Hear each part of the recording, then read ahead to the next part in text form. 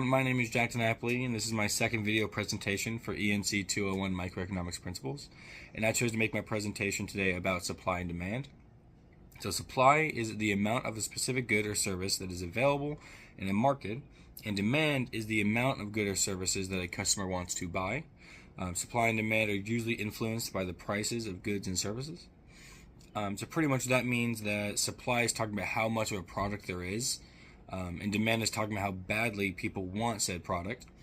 And usually whenever there's a very low supply and a very high demand, that makes prices go up, and it works the same way vice versa. So if there's a very high supply and a very high demand, usually you want prices in the middle, so it's not too much. So if there's high supply, low demand, not really gonna get too much price difference out of that. Usually you want to try and meet in the middle of a nice supply, nice demand, so it's nice even even pricing for everything. For example, here I have a card. I like collecting cards. Even though this card right here is technically only valued at realistically its physical value is just a piece of cardboard, but because it's classified as a secret rare, it's very hard to pull out of it like a box.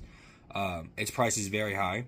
So of course, along with its usefulness in a game, in the card game, its art and how hard it is to pull, this card is valued at around $200. So the supply for it is very low. Demand is very high because, especially for collectors who want to get every single card, this card being very hard to pull is at about $200. But of course, in other sets, I have average cards. Most cards, 35 cents, 20 cents, because you get them guaranteed in almost every single pack.